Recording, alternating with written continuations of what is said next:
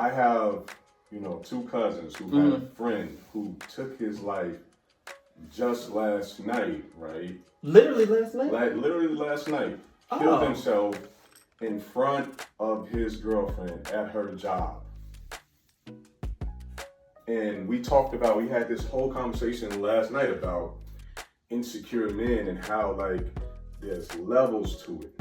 There's levels to, like, you get a man that's insecure and you think you can manipulate him, right? But then at some point, that jealousy starts to come in, right? Because he starts to realize, like, look, you're not acting like everything else I own and control, right? I got the money so I can get the car, I can get the house. If something goes wrong with my car, I take it to the fucking repair shop. Something happens to my house, I call the repairman comes and fix it. Why are you this thing that's not acting like I own you? So I have to repair you. And it starts off with an argument, then it escalates to, maybe a little aggressive grabbing. Then it goes to more physical, like he's hitting you. But then there might get to a level where he realizes, like, yo, she don't think I'll really take it there. I see these stupid memes all the time on social media. I'm pretty sure you see it where it say, like, niggas always threaten to kill themselves if you leave them. But those memes be based in reality. I've had it happen. Yeah. And what happened last night was a result of that. Like, so they were already in conflict or something? We believe they were already in conflict. Okay. Like, he posted a picture of her hours before, what happened. What kind of picture did he post? He posted a picture of her on his social media. Just her? No caption or nothing? Yeah. You know what I'm saying? So again, this was he the kind of man you would describe as an insecure guy? guy? I didn't know him, but from what I've heard, like that was him. He given these women that pretty much he might feel like is above his station. But the problem is when you base your worth and your value on that type of person, when they decide you're no longer valuable or worth to them, then you feel worthless. You know what I'm saying? So there's a dark side to come with picking these insecure men just that you for can the control sake of controlling them, right? You know what? I'm glad and thank you for sharing that. I'm glad that you bring that up because I will own that. I own that I often would choose men who were either insecure or they were extremely enamored with me, which normally comes with being insecure. Because I feel like if you want someone to want you, but you don't want someone to want you so bad that they can't see straight. You see what I'm saying? But for me, because I was insecure, I chose men who would like that. So the man who would chase me down. I always teach y'all about how to make men chase you. My thing is about having a man pursue you so you can pursue him right back. Not having somebody pursue you in spite of the fact that you're not pursuing him at all. These are the kind of men, they would chase you down until you would get in a relationship with them. And like you said, I think you just really broke a code there because what would happen is down the road you get into a relationship and that desire that they had to be with me from day one that was so strong, now they got me, now that same desire is to keep me. Now you become a possession for them. And if you wear the wrong thing, you can't wear that. No. If you hang out, who's that texting you? You go to answer your phone, they look, baby, who's texting you this late at night? It's like, I'm just texting my friend. Oh, well, they got text this late at night? I don't know them. And it's these little things. The arguments turn to grabbing turn to hitting turn to pushing, and all this other stuff. And then by the time it's time that you're like, okay, this ain't gonna work for me. I want to be done with this relationship. Literally, I've had that thought in my mind, like, I want to break up with you, but I'm hesitant to break up with you, not because I'm afraid to be away from you, but because I'm afraid of what you will do if I break up with you. Will you try to harm yourself? Will you try to harm me? What will you do? Because I've now seen that the insecurities that existed that I thought were actually good things that I thought it would allow me to control a situation were actually signs of toxicity. Yes. You know?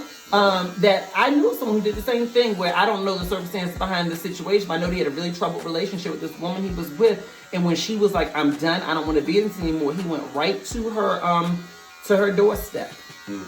And she opened the door. I don't know if they had an exchange or not. Shot himself in the head, right on her doorstep. I said that's just aggression at that point in time. That's vicious and mean, mean spirited. But I think that there's a cost to being that for choosing men that you believe that you can control. You heard the City Girls songs, right? Yeah. The City Girls songs, all this other stuff. Where the bag at, all this other stuff. And nothing is City Girls. I listen to their music on the treadmill all the time.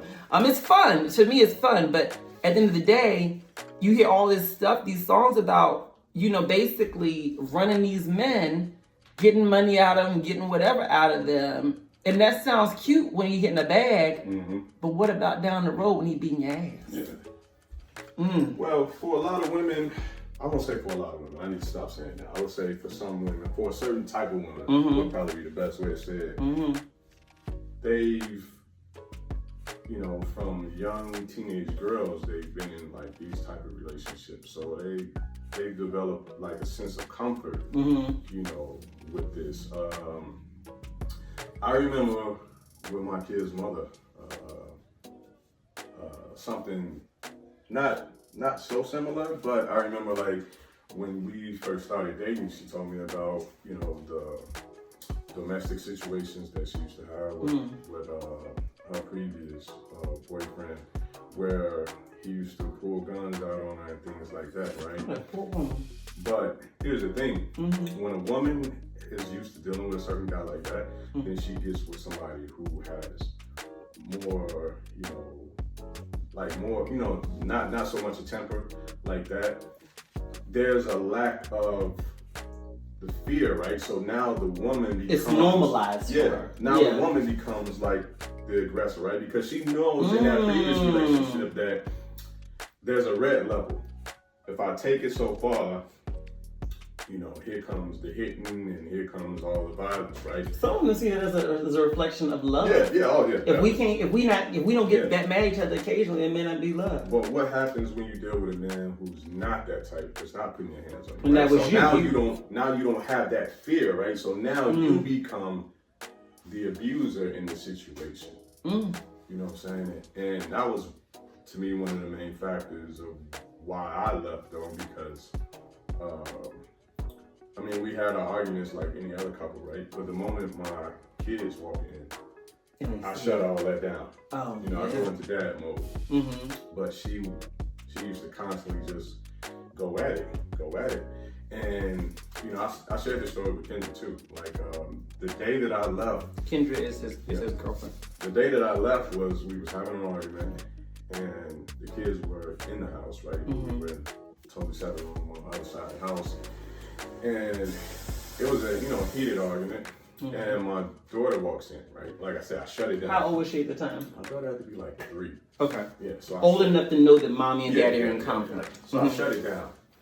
And she kept going.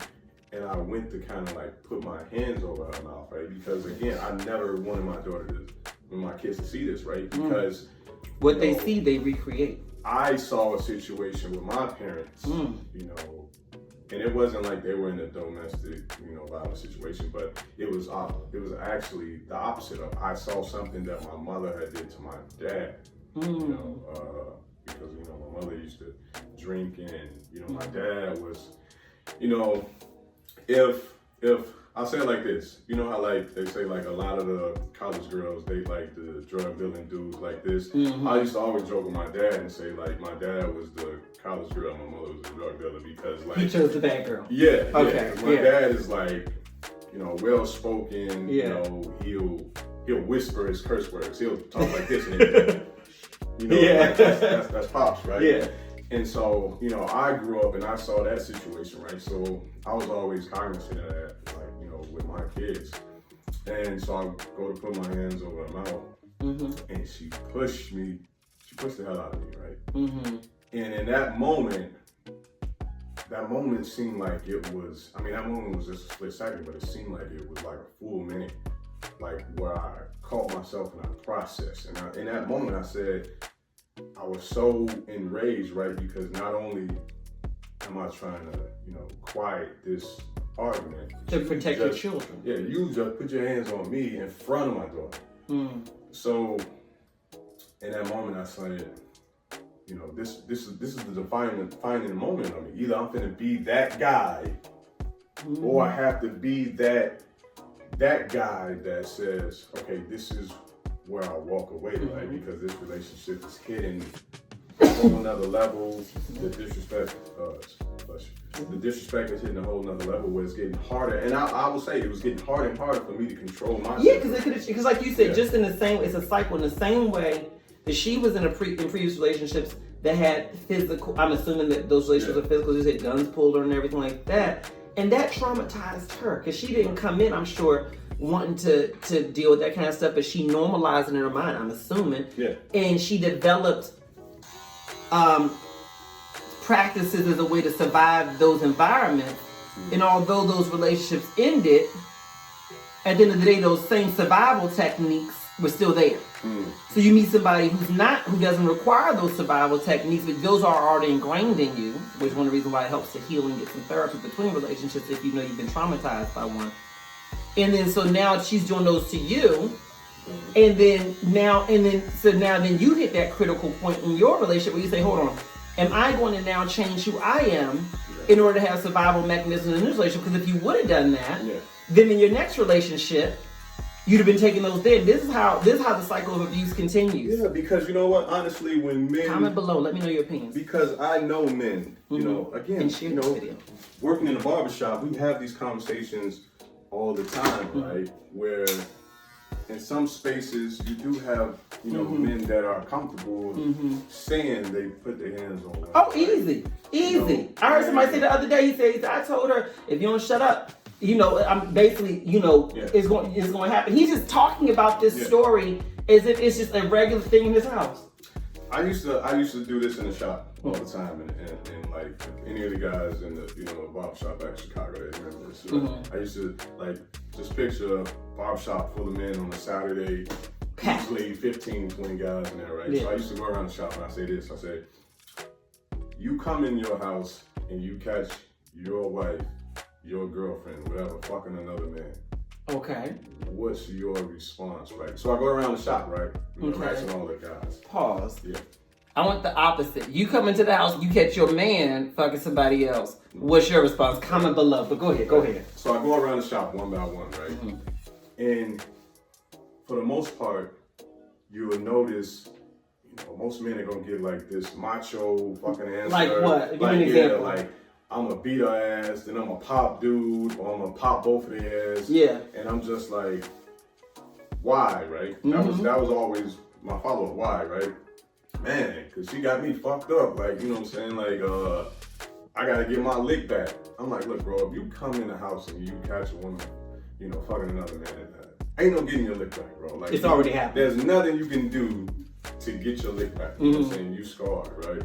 But that was always the consensus answer, like, I'm gonna put my hands on him, I'm gonna put my hands on her, right? And so I'd be like, no. And so then it was only one brother in there. I'll give him that. It was one brother, and he was one of the least, I at least expected him to say this, but he was like, nah. And so now the whole shop was looking at us. Meaning what? Like he wouldn't put his hands on her, he wouldn't put his hands on her. What would he do? Right? And so the whole shop is looking at the two of us like we weak, right? Okay. And I say this, I said, now let me ask you this. The place that you stay at, whose place is it, right? And so you go around the shop. Okay. Now here comes the bullshit. I mean, it's our place, but is her name on? No, whose place is on the fucking lease? Yeah. On the mortgage? Yeah. Whose house is it, right? Yeah. Oh, it's hers. Now you get to the meat and potatoes of why you put your hands on her, right? Because you have to come back here. So you have to restore dominance, right? Go ahead. And this is what led me to why I had to leave my kid's mother, right? Because I was in that similar situation, right? Where I was constantly keep catching her with, different men and things like this, right? But it was at that point where I realized that what she already knew. Nigga, you have to come back here. This is my place. Mm. So she's in this position of dominance, you know? And so what I said was, if it's your house, then you tell them both to get the fuck out. Because you just move differently. Because it's your house. Yes, your house. I was like, now, why would you put your hands on her and put your hands on him to, you know, potentially get your ass arrested, get locked up? Now she's free to fuck this dude with no limitations. Yeah. You know what I'm saying? You bring up a really good point though, because the reality is that, and it all comes back down to this, when you are dating somebody and you're choosing a partner where it's extremely unequally yoked, you know, financially, otherwise. When I say unequally yoked financially, I'm not saying you should only date people who make the same amount of money as you. Right. Because I'm willing to date somebody who makes less money than me if he's at the same level of ambition as me. Because here's the thing, how much money you have today is just that, today. Shit can change in a month, a week, a year. You know what I mean? He could be making more money than you tomorrow if his ambition's on the right level. But when you choose someone who mentally, is, frankly, he ain't coming up to where you at. You know that you basically, I don't want to say settling, but come on, let's be real. He ain't got no ambition. He just ain't wired like you. Because here's the thing, like, and there's another thing, like, there's another piece to that puzzle. Like, the man might not necessarily have, might not be where you are financially. Yeah. But he might have vision. And the ambition to walk it out. He might have vision. He might say, again, you move different when you're working with a partner instead of working, like, when your household is based on a hierarchy, then that's how you treat each other. And you're gonna do things to establish dominance. If you move together, if we talk about the finances together, we talk about the budget, if we talk about if we combine in our resources, combine in bank accounts, right? Everything comes out the same pot. Nobody is necessarily looking at my pot is bigger than yours. You know what I'm saying? Like, I don't think you can establish. And you and Kendra are like that. Like, literally, y'all are partners where they move clear across the country together. So his girlfriend Kendra, in case you missed it earlier, she's a business owner, he's a business owner. When they met, Cortez basically helped motivate her to become a business owner. We always talk about women motivating men to move ahead and make changes. It was actually the opposite end on that end. And one of the things I love that she said, Cortez is a visionary, but she's really good about organizing the execution. So they complement each other. And what I love about it is that, from the outside looking in, here you are, you're a business owner growing your business, she's in corporate America. And from the outside looking in, I'm sure some people could have said, oh no, girl, you settling with him. But what she saw was your ambition, and beyond that, she wasn't settling. You were actually pulling her to push forward. And so to me, when I think about being with someone who's equally yoked, it's about choosing someone who mentally are we capable of accomplishing great things together. But also another piece of it is, don't date nobody who got less to lose than you. In terms of that, in terms of what they have, what they're going for in their future. Because when somebody knows they're working towards a big future, there's some shit they just not gonna do. They're not gonna compromise everything. They're not gonna risk it all just for a roll around. You know what I mean? And so I feel like some of the issues that women and men deal with in these toxic relationships is they're choosing partners who mentally have less to lose. And so with that said, they're willing to make very temporary choices that can have long-term impacts on the relationship. Right. Y'all gotta be real still when, if this is the thing about a black man, when we get our edge ups, black women recognize this, but I'm gonna just share this for the rest of y'all too. The edge up is the line. And people say, well, why does this line matter? Trust me, you noticed it wasn't right. And you sit the fuck still, okay? And you don't do nothing when you get your line done. But anyway, so when you talked about people walking, these men saying, if you walked in on your woman cheating, what would you do? And he's got to establish dominance again. To me, that's an unequally yoked relationship, because why you need to establish dominance? I'd be more concerned with dealing with the fact that my heart is broken, dealing with the fact that I've been betrayed, dealing with the fact that the trust is fractured. Not concerned with that, because my thing is that she already fucking him. 9 times out of 10, this ain't the first time. If she bold enough to bring him to the house, this ain't the first time.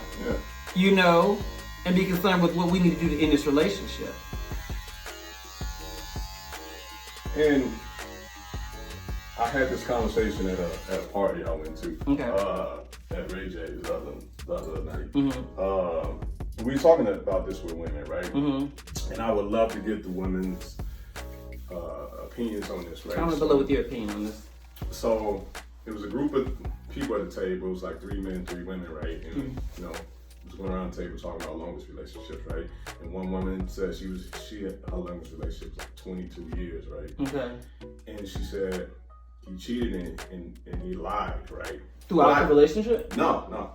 Just, I guess it was like one time he cheated and he lied. Okay. Right? But it seemed like the cheating, I don't know, I just kind of picked on something where I just felt like the cheating wasn't the breaking point. Okay. And so I asked her, you know what I'm saying? I was like, look, was it more so because he cheated or was it because he constantly lied about cheating, right? And everybody at the table, like the women kind of looked at me like, why would he ask that, right? And then she said, she's like, it wasn't that he cheated, it's because he lied, right? And I think, and you know, I would love to get women's opinion on this, right? If women be honest with themselves, again, not saying that it's okay, not saying that it's right, not advocating for it, right? But women tend to deal with men cheating differently than men. Men don't handle women cheating on them very because well we at all. know the woman cheats for a different reason. Again, not advocating and saying it's okay. Why do you think but that women men cheat? Okay. Because, again, to conquer something like, that looks nice, that's different, I want that. Very right? primal in the moment. But it's rare that it's about love. It's rare that woman knows anything about his family life or anything, right? So why do women cheat then? When women cheat to fucking replace your ass. She's auditioning replacements? She cheats with a man that has everything that you're lacking. Ooh. And then on top of that, that man knows Y'all everything about you because she talks to him about you in the past tense. She talks to him like y'all don't exist anymore. My ex, he had no ambition. He never took me anywhere. She's giving him the playbook. The blueprint on how to secure her. And this is why I feel like men snap, right? Because one, he knows what it took for him to get her, and then two, he knows all the shit that she tells him he doesn't do or doesn't have. So right? he knows he's at a disadvantage. Yeah. So now, if you dating the guy that was the t-shirt, jeans, and Jordan guy, right? And that was cool for all these years, but now I see you with know, suit and tie. with the suit and tie guy, Okay. you know, something that he's not, is something in men that kind of snaps, right? They feel insufficient. It makes him feel like, oh, I'm not good enough for you. And this is why they take it out on the other guy, right? Because it's not that he has a problem with him. It's like he just wants to destroy what she... Well, you know, masculine energy does not do very well with the idea of hunting for something they can't catch or keep. When masculine energy feels like he's operating at a disadvantage, he's going to act out. He may self-sabotage the relationship. He's going to do a lot of things that are going to be very unproductive and unhealthy. So when you talk about that as a reason to cheat, I think about that because I would say, I'm not even going to say men and women. I'm going to say masculine and feminine energy. So I've cheated in my life, right? I cheated one time in my first big relationship. And that was the reason why I cheated, if I'm being very transparent with you guys, is because at the beginning of the relationship, and for me, I'm more feminine energy, he's more masculine energy. I chose a man who at the beginning of the relationship felt good for me. He was super laid back, super chill. He was everything that the prior person I had dated who wasn't a serious relationship, he was everything that he wasn't. Because in the prior one, I guess it was a very volatile relationship, lots of arguing, lots of fussing, sometimes fighting. So when I met this guy, he was so chill, so calm, all these things that I thought I wanted. And then what ended up happening was I quickly realized, you're not communicative. You're not emotional. You don't communicate emotion. I'm sitting up here crying or going through whatever, and you're not there. You're not present for me. Yeah. And so the things I thought were his strengths were actually things that didn't work for me. And rather than just accepting him as who he was, I kept trying to get him to change, which is not a great idea, but I was very young. And when he didn't do that, I remember I met this guy, and I used to throw nightclub parties. And I met this guy, I think he'd come to one of the parties, if I remember correctly. I don't even remember where I met him at. But anyway, he comes up, he starts talking to me. Of course, I immediately say, I got a boyfriend. And he's like, oh no, I'm just chit-chatting with you. So we're talking, and everything like that. And little by little, things are slipping out. Where's your boyfriend? Why is he not here with you? You know, like, this is such a great accomplishment that you got this business. You know, why is he not here? He's digging. And I'm giving him more and more because I'm young and naive and just sharing. And it also feels good to have a man here who actually is talking to me, you know? And so he gets more and more. And then over the next couple of weeks, we hang out, you know, very innocently. I think we went to get coffee or something like that. Because again, I'm telling myself, this is just a friend. And then on this one particular day, after I've already shared so much about him, about my ex-boyfriend, who's now my ex-boyfriend, but my boyfriend at the time, I shared so much about him and told him everything about him. So he's operating at a competitive advantage at this point in time. You know, this one day I remember I had an argument with my boyfriend. He texted me around, he didn't know we had an argument, but he texted me, hey, how you doing? I'm doing all right, but we had an argument. He calls me immediately. You okay? Is he doing that again? And he goes right in there, you know what? Let me just, you know, I'm just gonna come by, right? Comes by and picks me up. And then that was the day that it happened. And was I consciously trying to replace my man? Not necessarily, but was I subconsciously building a bond with him that I knew was filling the gaps for what my man was not? Absolutely. I told him, and we chose to stay together, but I will tell you, it still affected the relationship in a lot of very real ways after the fact, because at the end of the day, I think my boyfriend knew on some level, you went to him to get what I'm not capable of offering you.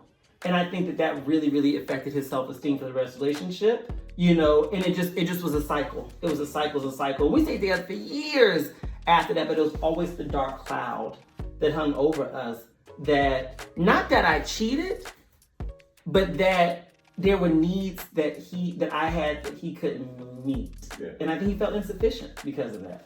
Is it more so the act of cheating, or is it the lying about it, right? And not getting to a place where you know, the two of you can figure out like what brought on the action. Well, I want y'all to comment below about that to answer Cortez's question. Mm-hmm. Is it more so the act of cheating, or is it the lying about cheating that more so determines how a woman responds to it? Because I think like at the very basis of it, I think women understand this, right? They do understand that he just wanted to fuck something. You know, not necessarily saying that it's okay, right? But there might be things that this woman does that, you know, she don't necessarily do or want to do or whatever. I think women just try to understand. For a man, we just know, nah, motherfucker, you trying to replace me. I gotta tell you this, though. I think that some women try to understand, but I will tell you this. I think that it's not that women are more insane. I think that women are willing to tolerate more, because I think that in a lot of cases in society, women are raised and cultured to tolerate men's insufficiencies in a way that men are not. You know, I think that for a lot of men are taught that you put your mother on the pedestal, you put women on the pedestal, so you don't even humanize women to see that they can be imperfect, that they can have flaws, that they may seek unhealthy means to get their needs met, such as cheating and everything like that. So when that happens, it's devastating to you, not just because she cheated, not just because somebody else was in your stuff, but it's also devastating because now this perfect image that you've given her, because y'all do put women on these pedestals sometimes. You fall in love with a woman, baby, you can't see a flaw in her, you know? And so it's knocked off that pedestal. While for women are taught very early on, listen, baby, men are flawed. Men have this issue, men have that issue. They're taught from little girls how to tolerate a man's insufficiencies or challenges and stuff like that. So with that said, not that she's okay with him cheating or that she understands he just wanted to get his dick wet, is that on some level, she's like, okay, well, I knew he wasn't perfect anyway. Am I willing to implode my whole life and get rid of him for this? I can rebuild with him slowly but surely if I know I can trust him. But I can't trust him if he never told me about it. I can't trust him if I had to go and discover it. You know? Because now it's not just about the act of a nut. Now it's about that this dude been lying to me. If you've been lying to me about this one area, has it affected other areas? Because what I know to be true about feminine energy is that for feminine energy will rock with you and ride with you as long as feminine energy feels secure and safe. The minute that security and safety ends and leaves the door, they leave the door. That's when they start hunting for the next one. You know what I'm saying? That's when all that stuff starts happening. They're like, I'm no longer safe here. Yeah. Me and MJ have these conversations all the time. We weren't even planning to film this. I just grabbed the camera. Yeah. They gonna want to see more of. I know they will. I know they will. I want them to meet Kendra too, because they are such an amazing couple. Because the fact is that these are two people who, when they first met at face value, you say these are two very different types of people. Oh, yeah. But then in their path together, what you see is how they complement one another emotionally, how they complement each other professionally, and how they are able to live their dreams together and make both of their lives better together. Yeah. And it's because of the fact that I think that it goes beyond the surface stuff. It goes into that we are two people who've got a shared vision for what kind of relationship we want to have together. And they're a couple that I just want you all, I just want to have a conversation with y'all. Yeah. We won't give them too much of yeah. Right now, but that'll make a great video. And also, a couple of our friends, what I'm saying, we have a dope group chat with all of our Tell friends. them about I want you to tell them about the group chat once we get on with you and Kendra, but tell them about it now. Just tell them about it now. We'll go back over again. So they got this group chat. Yeah, we have a dope group chat, with 3 other of our, couple friends, or however you want to call it. All the couples. Yeah, it's like 8 of us in this group. And it's just a dope dynamic, right? Because everybody is kind of like a transplant out here, from somewhere else, and we just kind of connect. We do Friendsgiving, we do New Year's together. You have a community. Yeah, but we're like a community. You know what I'm saying? Like one of the couples has like 2 small children, so we all take turns, like babysitting, so they can have a night out. It's they have one of the couples has like a spare key to our house. It's just honestly, that was more so one of the biggest selling points to moving to California than the weather and all of that. It was just a sense of community, right? Having people that can even hold you accountable. You know what I'm saying? Like the men, saying we hold each other accountable.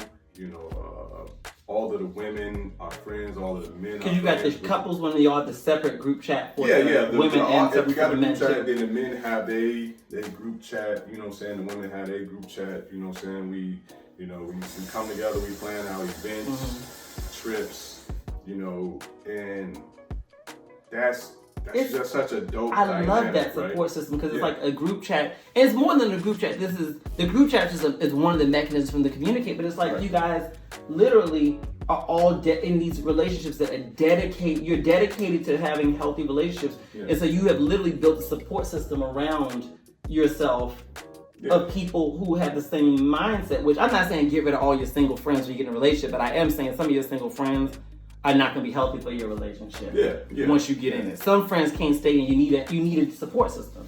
Well, I mean, moving here to California, again, it was one of the dynamics, that was more intriguing because a lot of the friends, a lot of the, couples that we knew, just was in a different place, right? And it's hard, like, when you're in one space in like your relationship, right, but everybody around you is like more so in like these toxic situations, right? So that can bleed over. Yeah. So it makes you not even want to discuss your relationship in front of them because, now they're always going to be looking for the teardown, right? Mm-hmm. And again, like there's some great stories, some great interesting stories. You know, what I'm saying, you guys are here. You know, when MJ shoots that video. Mm-hmm. But I mean, this is fun. You know, me and MJ talk all the time. Yeah. You know, I've been trying to start my own podcast, but I've been hesitant to get in front of the camera. But well, I said we're gonna pop your cherry today. So how do they follow you? Cortez Shot City Barber on Instagram. So I'll put it below here. That way you all can follow him as well. And what I would love for you to do for when I have him as well as Kendra on is comment below with some questions that you'd like to ask him, even if they're follow-up questions from this particular video. Because when I put together that particular taping, I will refer back to the comments from this. And feel free to follow him. He's a great guy, you know, growing his business out here. I just think that he's someone who I just know. I'm not gonna put anyone in front of you that I don't think you would like. You'll like him. You'll enjoy him. So thanks for being on today. All right. Thanks for watching, y'all. Like, comment, share, subscribe, and tag some friends on this too.